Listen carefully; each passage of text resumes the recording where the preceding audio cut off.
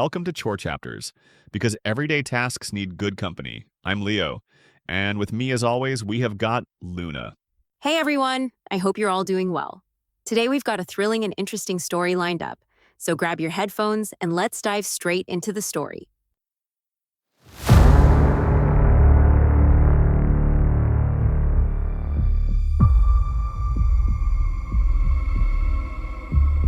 Welcome to the Deep Dive. We plunge into the heart of fascinating stories to really extract the most important insights. Today, we're navigating a truly perplexing case. It's one that, well, it blurs the lines between the extraordinary and the intensely human. The Gary, Indiana Demon House. This isn't just another local legend. It's the story of LaToya Ammons and her 3 young children. Their claims of demonic possession in, a pretty modest home just exploded into a national sensation. Yeah, it really captured attention. What makes this story so captivating and honestly so complex is the incredible tension at its core.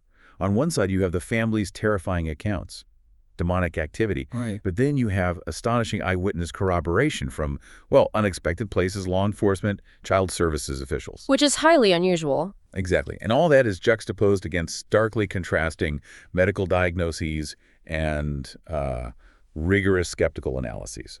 So our mission in this deep dive is to unpack these layers. We want to look at it from every angle.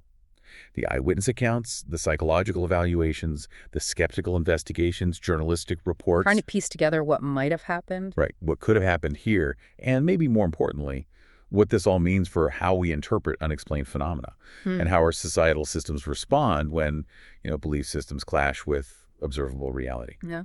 Let's get into it. So the scene for all of this is set back in spring 2011. LaToya Ammons, her 3 young kids, they reportedly found themselves in this Gary, Indiana home, plagued by what they believed were, well, demonic forces. The initial signs, as the family reported them, were incredibly unsettling. Yeah, like what?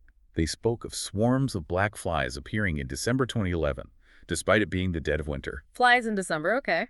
LaToya and her mother, Rosa Campbell, said they'd killed them, but they just kept coming back. Then, in early 2012, Rosa Campbell reported experiencing footsteps, shadowy figures, even choking sensations. Wow, so it was escalating even then. And what's truly fascinating is how quickly these, seemingly minor disturbances escalated, became extreme behaviors. So extreme that LaToya eventually fled the home and sought medical attention for her children. Right. Probably the most widely cited account involves the 9-year-old son. The wall walking incident. Exactly. April 2012, he was reportedly seen walking backward up a wall and flipping over his grandmother. Just unbelievable sounding. But this wasn't just a family story. A nurse, Willie Lee Walker, and a Department of Child Services intake officer, Valerie Washington, both described seeing this. Both officials saw it. Yes. The nurse apparently stated there's no way he could have done that. Wow. And even Police Captain Charles Austin reported issues. Audio recorders, radios malfunctioning during a visit to the home, and his car seat moving on its own. His car seat. In his car. Apparently so. During a visit related to the case, it's those kinds of eyewitness accounts from official sources that really make this case stand out, isn't it? Absolutely. It's not just a family making claims. You have this independent corroboration from credible sources. And what's even more striking is the official response. DCS removed the children from LaToya Ammons' custody. Which is a major step. Right.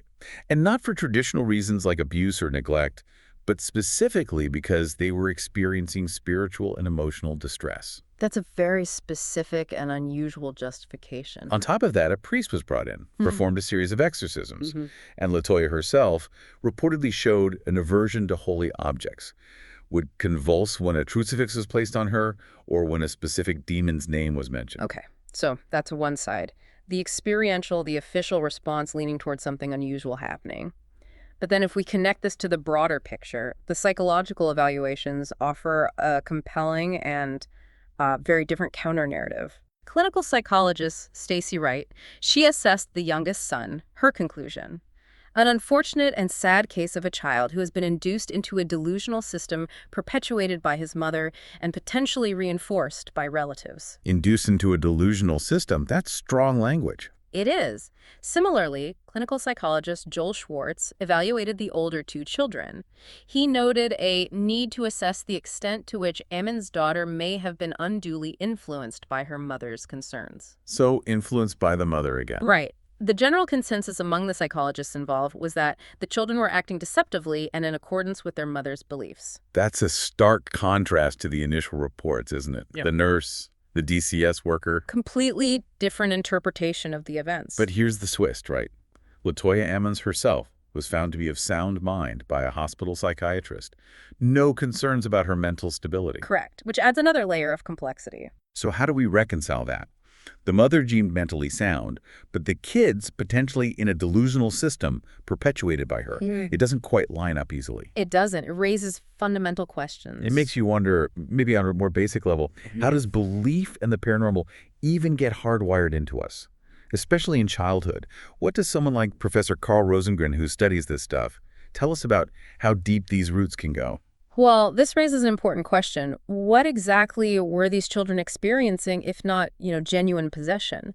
There's a case study of a 42-year-old woman named Emma. It provides a powerful lens through which to view possession trance disorder, or PTD. PTD, okay. Emma had a history of significant trauma: childhood sexual abuse, drug and alcohol abuse, living in squats, sexual exploitation. Just a lot. A very difficult background. And she was diagnosed with PTD after years of seeking exorcisms. The study suggests that unusual behavior, especially in religious settings like youth camps, when people ascribe it to possession, well, it could evoke awe, interest, special attention.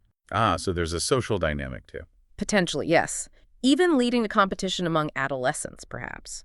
For Emma, her exacerbation of destructive behavior during exorcisms apparently made priests feel helpless.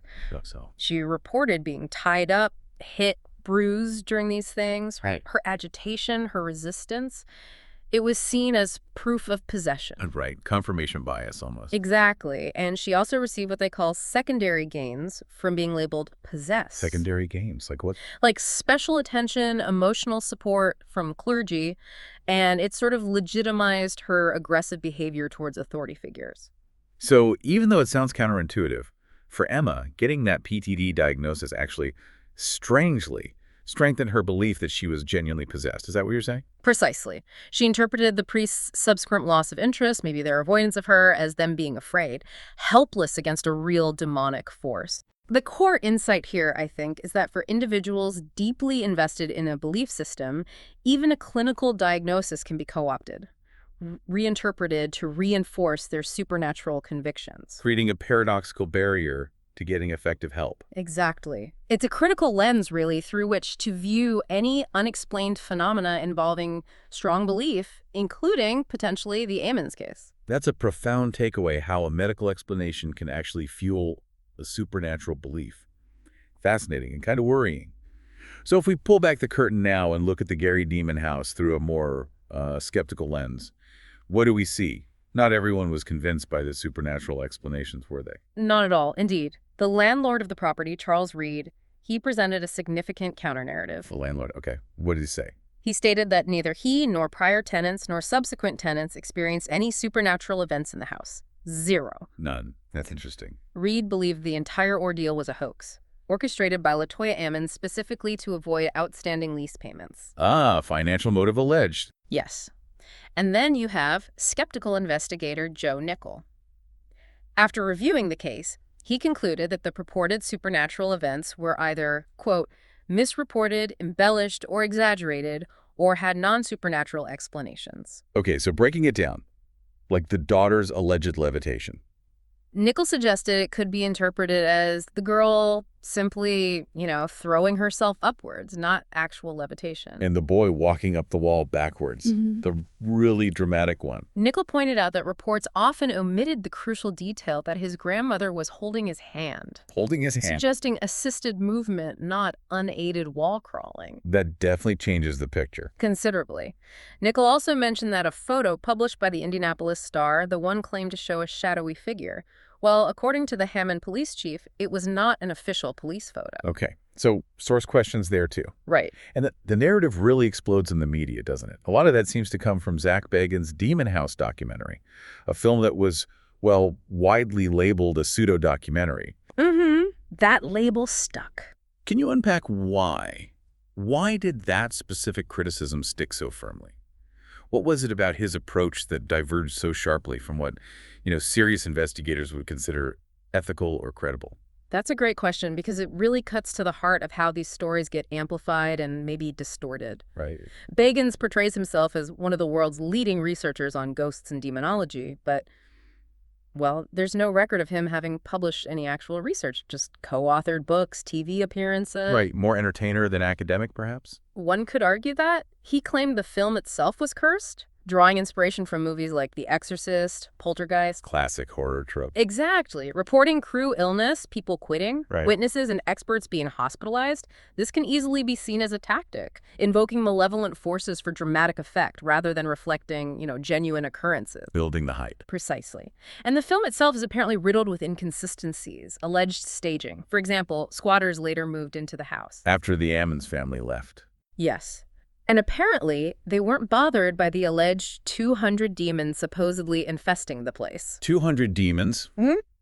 And the squatters were fine. According to reports, yes. Yeah. Which is, a major red flag for a serious investigator. You'd think. Plus, Bagans apparently paid a squatter's husband for stories, which is a clear violation of journalistic ethics. Okay. Paying for testimony. Not good. So it's not just that the evidence presented was maybe weak, but that the production itself seemed designed to create the illusion of evidence. Exactly. The film also seems to mislead on timelines, showing photos of an exorcism in the living room, but implying it was in a church setting. Bagans stated the priest needed bishop approval for a minor rite, but the priest himself later clarified that wasn't necessary, and it happened before the events shown in the film anyway. Timeline manipulation. Seems like it. And there's no sign of convulsing in the photos from that minor rite, despite the claims made. What about the physical evidence often cited? Like the CPS worker's hand? Ah, yes, the discolored hand claimed by Police Captain Austin.